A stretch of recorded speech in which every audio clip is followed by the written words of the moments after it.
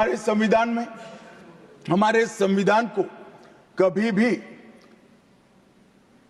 अपरिवर्तनशील नहीं माना गया। समय के साथ साथ देश भी बदलना चाहिए, समय के साथ साथ कानून भी बदलने चाहिए और समय के साथ साथ समाज भी बदलना चाहिए।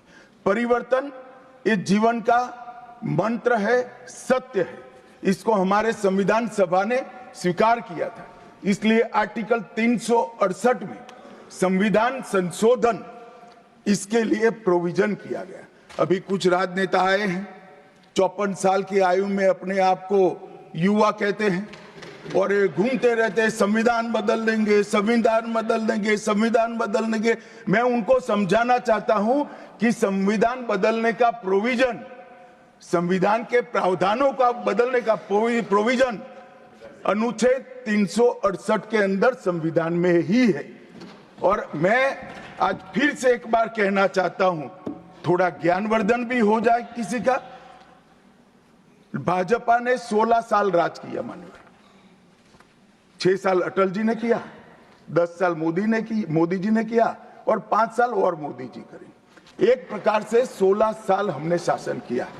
16 साल में हमने 22 बार संविधान बदला, संविधान के अंदर परिवर्तन की।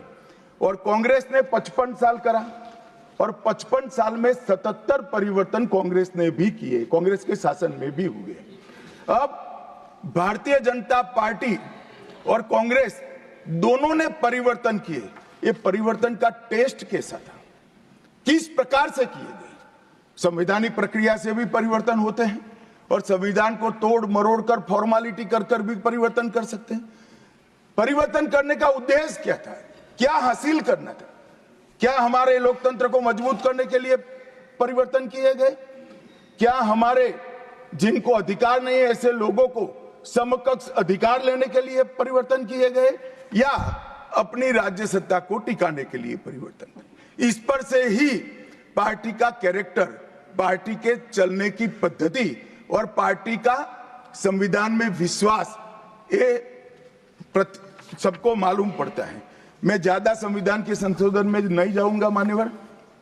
दोनों प्रमुख दलों के 4 संविधान संशोधन को मैं लेना चाहूंगा। पहला संशोधन हुआ 18 जून 1951 में। संविधान सभा ने ही ये संशोधन करना पड़ा, क्योंकि संविधान बनाने के बाद, संविधान स्वीकारने के बाद आम चुनाव में जाने तक का भी धैर्य कांग्रेस पार्टी में नहीं था। अभी लोकसभा नहीं बनी थी, अभी राज्यसभा नहीं बनी थी और संशोधन लेकर आए। अब उसका उद्देश्य क्या था? 19A जोड़ा गया। 19A जोड़ा गया, वो किस लिए जोड़ा गया?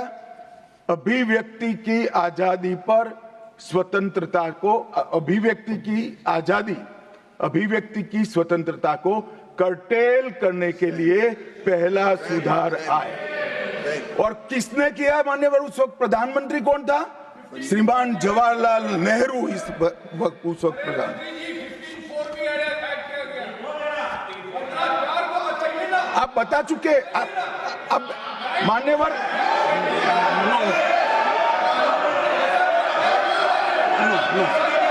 नो सिडाउन जयराम जी,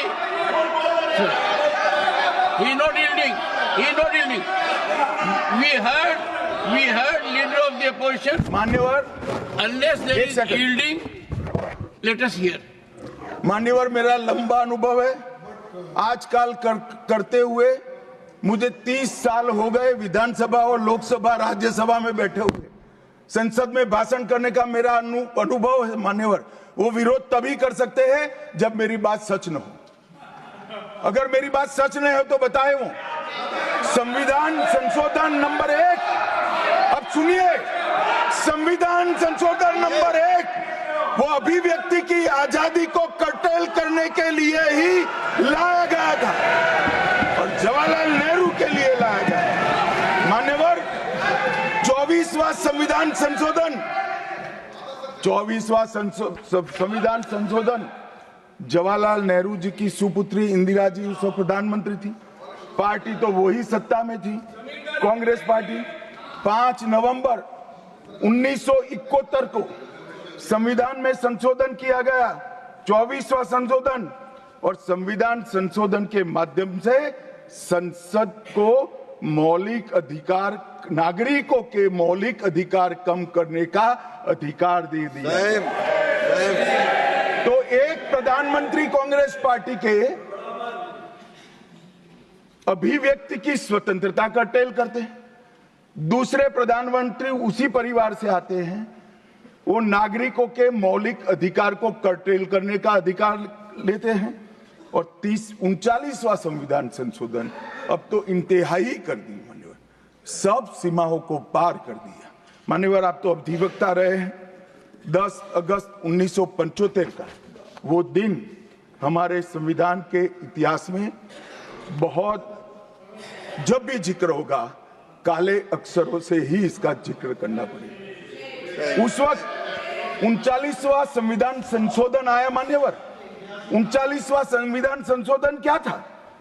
इंदिरा गांधी जी के चुनाव को इलाहाबाद हाईकोर्ट ने अमान्य घोषित कर दिया। अब ये अभी कुछ नहीं है, ईवीएम ले लेकर घूमते हैं, हारते हैं और ईवीएम ले लेकर, ईवीएम ने हरा दिया, ईवीएम ने हरा दिया, ईवीएम ने हरा दिया। सुप्रीम कोर्ट ने 24 बार ईवीएम की अर्जी नकार दी। चुनाव आयोग ने 3 दिन ईवीएम 10 से 5 बजे तक रखा कि भाई कोई हैक कर कर बताए, कोई नहीं गया, सुप्रीम कोर्ट में कोई नहीं गया, और हारते हैं तो ईवीएम का दोष निकालते। मान्यवर, एक ही समय, एक ही दिन 2 परिणाम घोषित। एक महाराष्ट्र में सुपड़ा साफ हो गया, जो जनादेश के साथ द्रोह किया था, इसका दंड महाराष्ट्र की जनता ने दिया, और दूरबीन लेकर दिखाई नहीं पड़ते, और उसी दिन वो झारखंड में जीते। तो महाराष्ट्र में ईवीएम खराब है और झारखंड में टप से जाकर नए कपड़े पहनकर शपथ ले ली। अरे भाई, जरा तो शर्म करो, जनता देख रही है।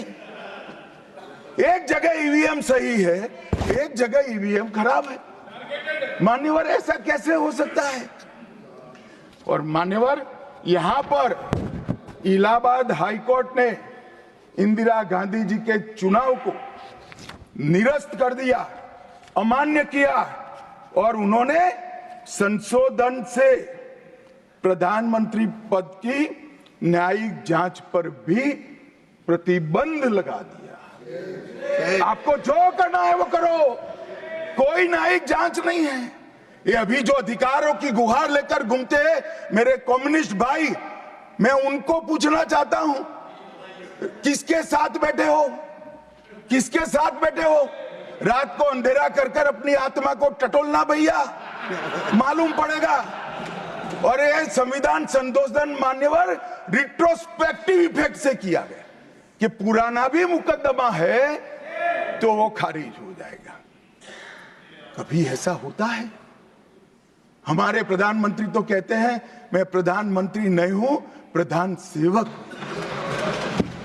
और कोई कहता है कि मुझ पर मुकदमा नहीं हो सकता, मैं शासक हूं, शासक के खिलाफ उंगली नहीं उठाई जाती। भले संविधान ने अधिकार दिया, वो अधिकार हम समाप्त कर देते हैं। और मान्यवर, ऐसे ऐसे सुधार किए हैं। मान्यवर, उस वक्त भी श्रीमती इंदिरा गांधी थी और 42वां संविधान संशोधन आया। मान्यवर, अभी अभी सुबह दूसरे सदन में 1 नेशन 1 इलेक्शन का बिल पेश हो रहा था। सारी कांग्रेस पार्टी और इनके साथी दल लोकसभा को, विधानसभा और लोकसभा का कार्यकाल बदलने का अधिकार नहीं। मैं सुन रहा था, है नहीं है तो जब बिल आएगा तब चर्चा करेंगे। परंतु भाई, आपने क्या किया? 42वें संशोधन से 3 जनवरी को लोकसभा और राज्य की विधानसभाओं का सामान्य कार्यकाल 5 वर्ष से बढ़ाकर 6 साल कर दिया। क्यों किया? कि अभी चुनाव होगा तो हम हार जाएंगे, इसलिए लोकसभा को ही लंबा कर दो। इतनी निर्लज्जता के साथ विश्व में कोई संविधान संशोधन नहीं हुआ होगा। मान्यवर, दूसरा, कुछ कानून पारित करने थे, सदस्य उस वक्त ज्यादा विरोध तो कर नहीं सकते थे, मगर विरोध करने का नया तरीका कुछ कांग्रेस में जिसमें हिम्मत थोड़ी बची कुची थी, इन्होंने कहा एब्सेंट रहने लगे तो क्वारम नहीं होता था। तो फरवरी 1 को संविधान संशोधन किया कि संसद और राज्यसभा में क्वारम की आवश्यकता नहीं है। वाह, 5 लोग भी है तो चला लो भाई। इसके बाद राष्ट्रपति शासन की अवधि, खड़गे साहब किया है तो सुनना पड़ेगा, हिम्मत के साथ सुनना पड़ेगा। मान्यवर राष्ट्रपति शासन की अवधि 6 महीने तक बढ़ा दी। मान्यवर, ये 4 संशोधन, मैं समझ रहा हूं क्यों गुस्सा आ रहा है, मान्यवर। Sir, he is not yielding. Honorable Home Minister is not yielding. Are you yielding, sir? मान्यवर, मैं आपको एड्रेस करूंगा।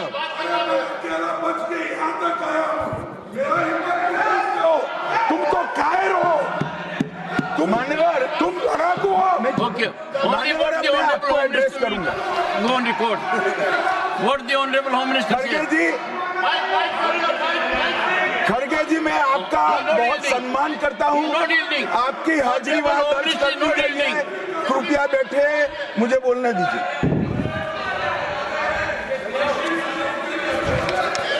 मान्यवर, ये चारों संशोधन मैं मेरी पार्टी के दफ्तर से नहीं ला सकता।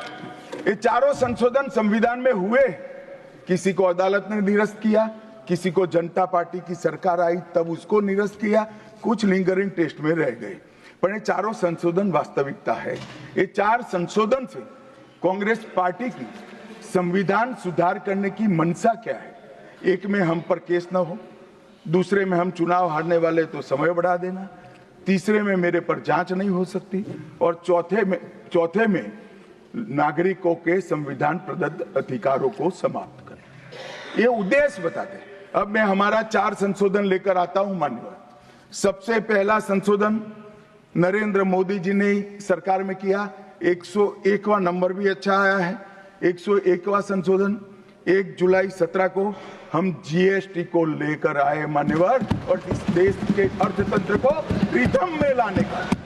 कश्मीर से कन्याकुमारी और कामाख्या से द्वारका तक विशाल फैले हुए देश को जीएसटी के तहत 100 अलग अलग बिक्री करके कानूनों को समाप्त कर लोगों की हालाकी खत्म कर एक कानून लाने का काम नरेंद्र मोदी जी ने किया, और वो लोगों की भलाई की।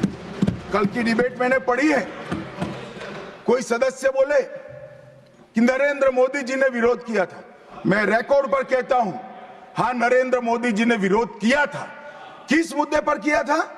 आप जीएसटी तो लाना चाहते थे, मगर राज्यों को कंपनसेशन की गारंटी देना नहीं चाहते थे।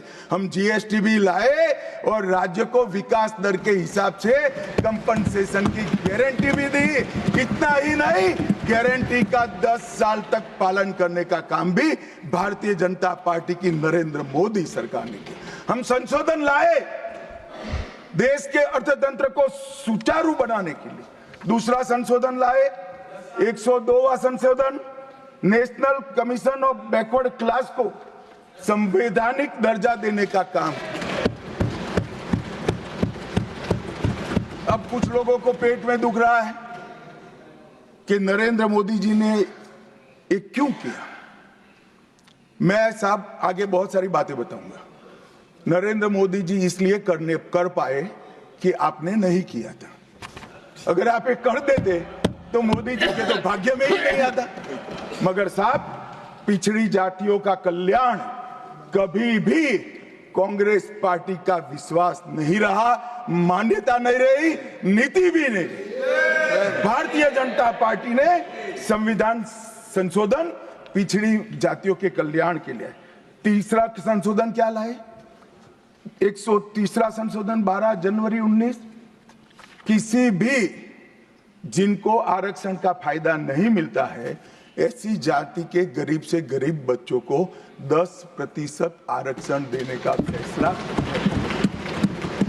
गरीब कल्याण और गरीब हटाओ की बातों, गरीबी हटाओ की बातों सालों तक करी, सूद नहीं मिली, समय नहीं मिला, विचार नहीं आया। ये विचार नरेंद्र मोदी जी को आया और गरीबों को, बच्चों को 10% आरक्षण पूरे देश भर में मिला। मान्यवर 105वां संशोधन, ओबीसी की पहचान करने के लिए केंद्र के पास अधिकार थे। अब मैं बताना चाहता हूं, इतने बड़े विशाल देश में 140 करोड़ की जनसंख्या में पिछड़ी जातियों का पिछड़ापना क्या कोई एक केंद्र सरकार कर सकती है? फेडरल स्ट्रक्चर की बात करते हैं, मगर अब तक केंद्र सरकार के पास ही रहा था। नरेंद्र मोदी जी ने कहा इसके कारण पिछड़ा समाज को अन्याय होता है।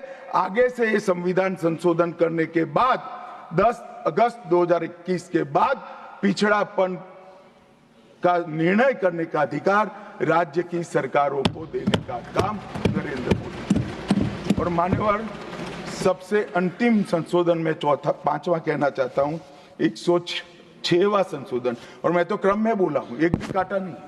101, 102, 103, 104, 105, 106 सभी के सभी जन कल्याण के लिए।